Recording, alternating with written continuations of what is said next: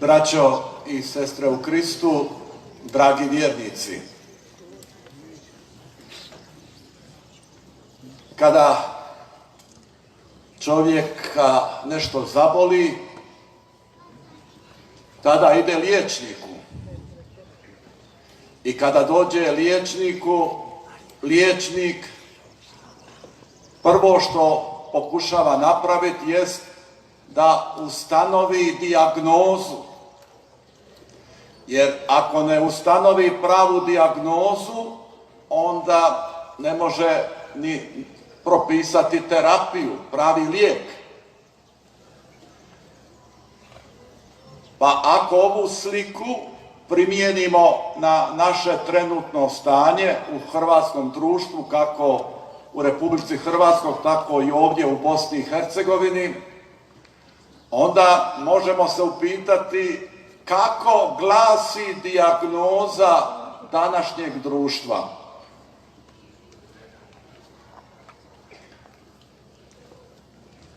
Meni se čini da ta dijagnoza bi mogla glasiti, kako je to zgodno u jednim dnevnim novinama upravo rekao jedan liječnik u intervjuu, i to sam zapamtio, zato što mi se čini da je točno pogodio dijagnozu.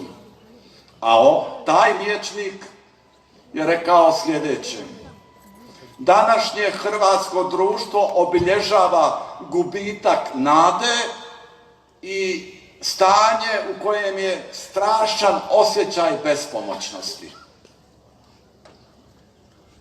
Jedan osjećaj nemoći da se nešto može promijeniti.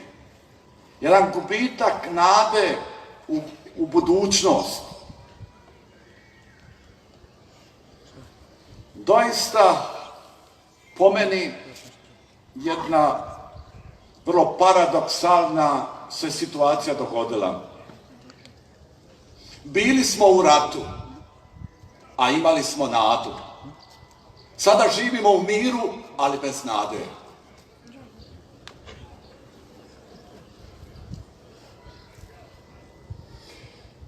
Također, bilo bi zanimljivo, naravno, sada i postaviti, opet da se služim ovim liječničkim rječnikom, tu takozvanu etiologiju. Što je uzrok bolesti? To su posljedice, gubitak nade, osjećaj bespomoćnosti, izručenosti, taj jednostavno osjećaj da ne vidimo budućnost. Kad se radi o uzroku, mogli bi o tome na dugo i na široko.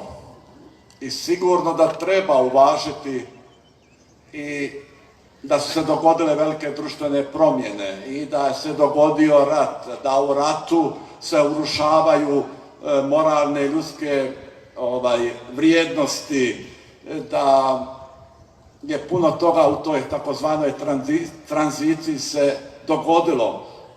Ali opet, rat je davno prošao, a mi smo još uvijek frustrirani. Frustrirani smo zbog nepovjerenja u državne institucije. Frustrirani smo zbog svih onih koji žive od potkradanja vlastitog naroda. Frustrirani smo zbog političkih moćnika, zbog religioznih propovjednika plitke duhovnosti, zbog koje kakvih zavodnika, cinika, nihilista.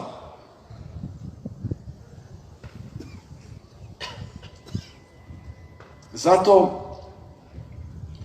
ako bih izdvojio jedan razlog koji mi se čini da najviše ubija nadu u ljudima, ja sam ga puno puta imao čuti upravo razgovarajući sa ljudima. Znate gdje smo najosjetljiviji? Najosjetljiviji smo na nepravdu. Koliko sam puta kao svećenik čuo od običnih ljudi, kaže, nepravda je ubila u meni bilo kakvu nadu da će sutra biti bolje, da se nešto može promijeniti. Kad vidim kako neki ne poštuju zakon, rade što ih je volja i prolaze nekažnjeno. Kad vidim kako onaj čovjek koji se trudi živjeti pošteno, ispravno, na tisuće prepreka mu stavljaju, pa ga čak i ucjenjuju. Mi smo došli u jednu takvu situaciju da nije pretjerano reći da je ovo vrijeme kada se pošteni stide da su pošteni. Jer je nepoštenje uvijeno u celofan pristojnosti. Jer kad si pošten, ti si idealist, ti si luzer, neuspješan.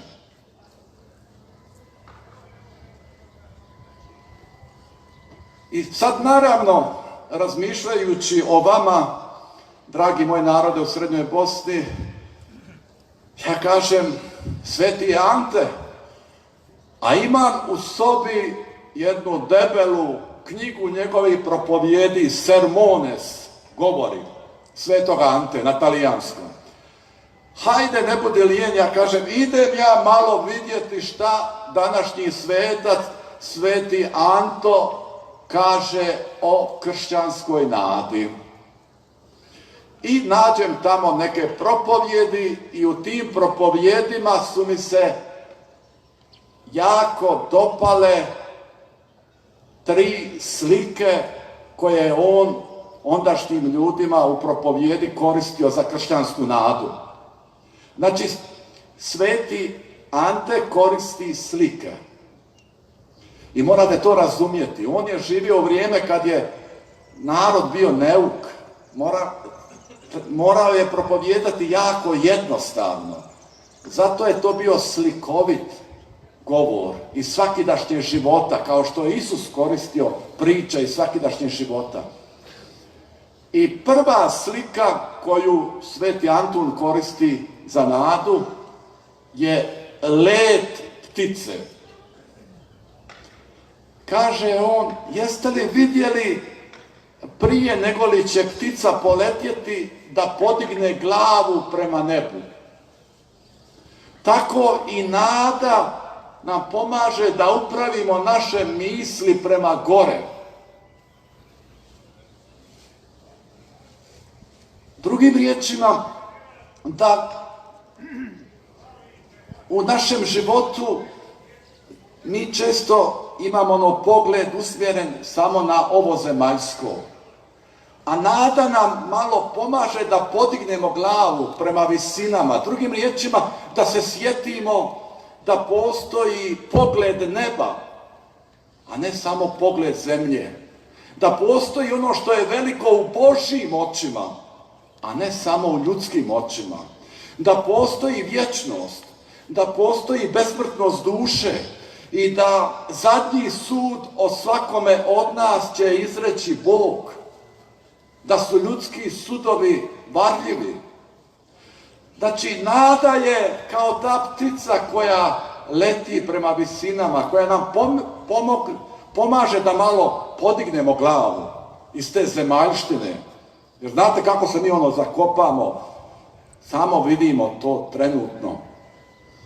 Druga slika koju Sveti Anto koristi je također prekrasna. Koristi sliku ulja. Zašto sliku ulja? Zato što znamo da ulje pliva iznad druge tekućine. Znači, što je time Ante htio reći? Htio je reći sljedeće. Naš je život često kao jedna životna oluja. Nose nas valovi, pacaju amo tamo, udaramo u hridine. I važno je u životu naučiti plivati, držati glavu iznad vode. Kao ulje iznad te tekućine. Jer znamo, ako ne znamo držati glavu iznad vode, izdići se iz onih trenutnih situacije, protivština, problema, mi tonemo. Odnosno mi dolje, u dubinu, u očaj, u depresiju. Znači, nada nam poput ulja, da tako kažem, drži nas iznad tih životnih udaraca, sudbina. Nada nas tješi, budi u nama snagu, pomaže nam da preživimo i ono nezamislivo, da ono kažemo sutra je novi dan, teško je, ali ja to mogu. I treća slika je zapravo jedna malo igra latinskim riječima. Na latinski se nada kaže spes. Ali ima jedna druga, također latinska riječ, vrlo slična, pes, pes pedis, noga, a spes nada. I sada sveti Antun igra se tom simbolikom i kaže što je nada? Ono što su noge za tvoje tijelo, to je nada za tvoju dušu. Kad nemaš nade, kao da su ti oduzete noge, stojiš na mjestu, ne možeš koračati. Nada ti daje snagu da ideš naprijed, da koračaš. Evo, jednostavno rečeno, nada je iščekivanje dobroga. Nada je egzistencijalno pouzdanje. Nada je povjerenje u budućnost. A svega toga, nažalost, ima jako malo. Kako su nam potrebni danas ljudi istinske kršćanske nade. Ali moramo biti oprezni. Kad koristimo riječ nada, može se krivo shvatiti, pa ono neko kaže, ja se samo nadam. Znači, nada ne znači da mi nećemo djelovati. Nada traži hrabrost. Nada traži da se ti založiš za ono što je istinito, pravedno, dobro.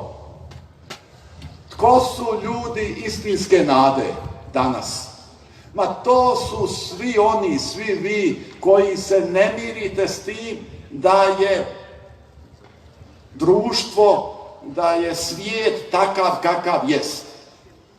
To su svi oni koji sanjaju, bore se, žele jedan bolji, pravedniji svijet i koji svim svojim silama rade na tome.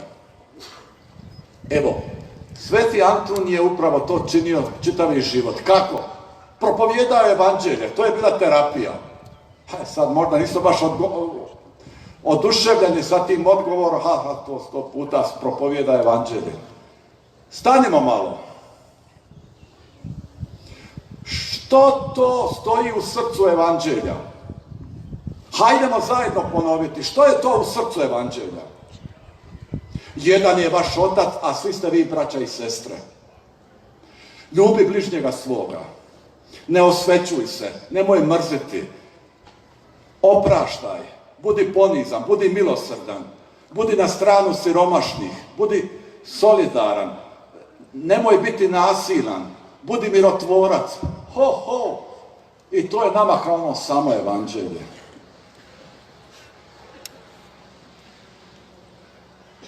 I upravo jer mi nemamo snage živjeti evanđelje, jer smo mi odbacili evanđelje, imamo to što imamo.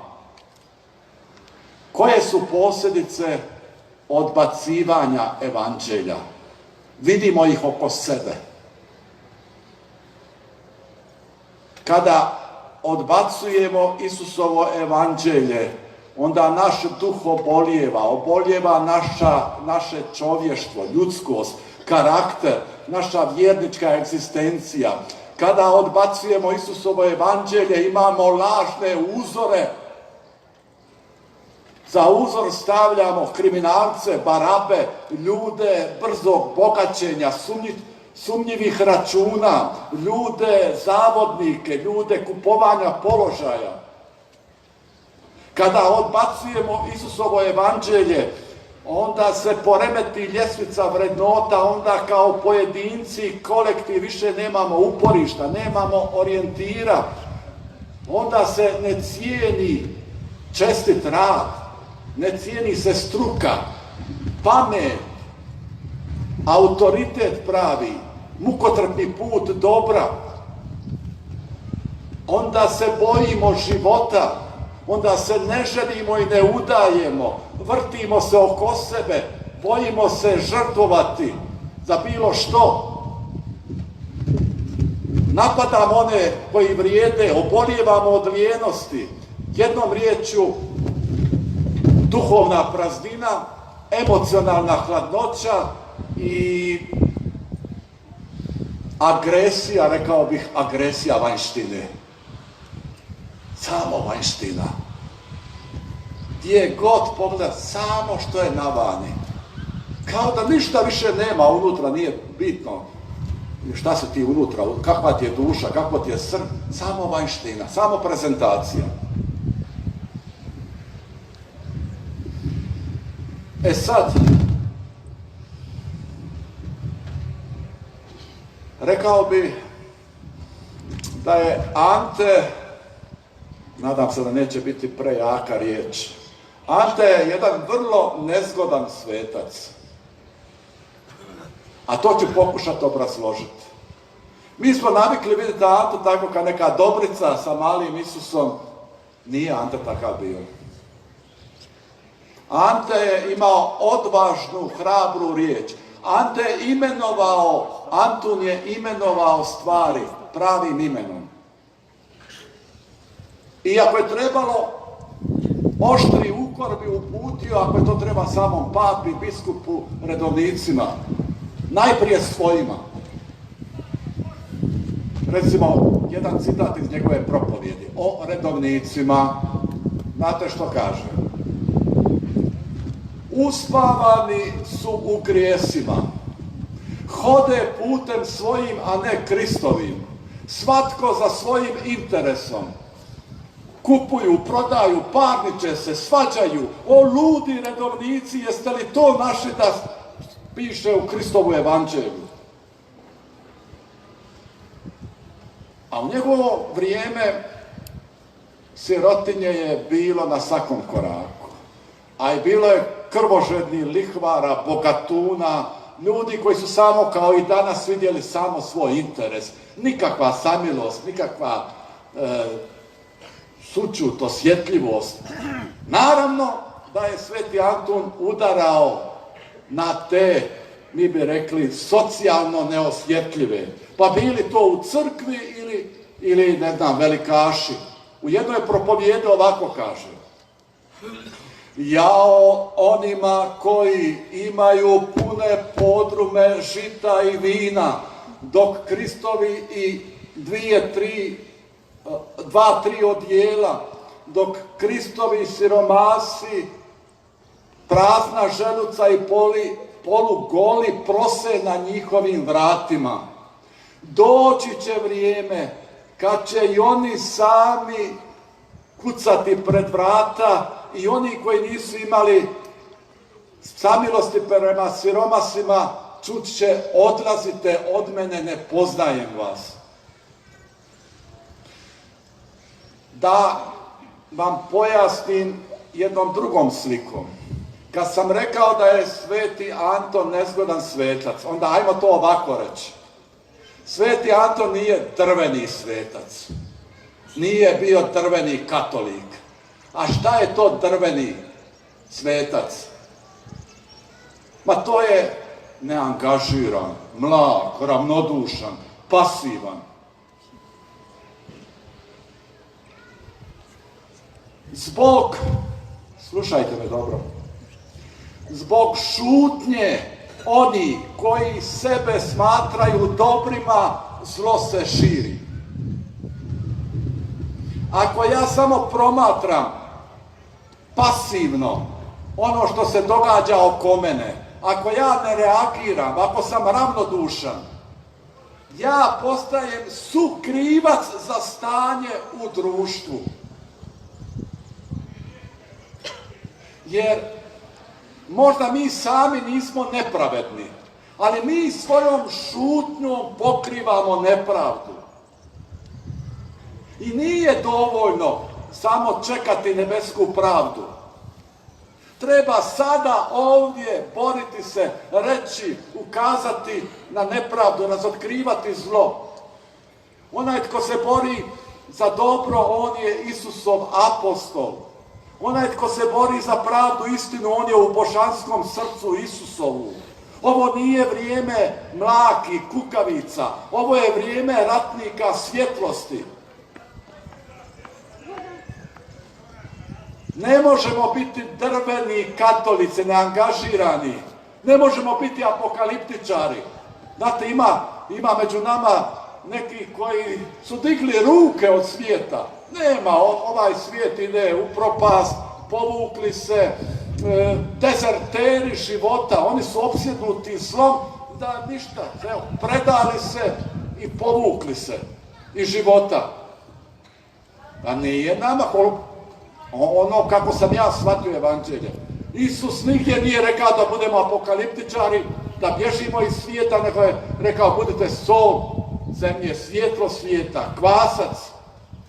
Prema tome, ako jučer razgovarajući sa župnikom, nažalost i ovdje kod vas, a i dolje u Republici Hrvatskoj, ista je ta pošast, ne korona, nego iseljavanje.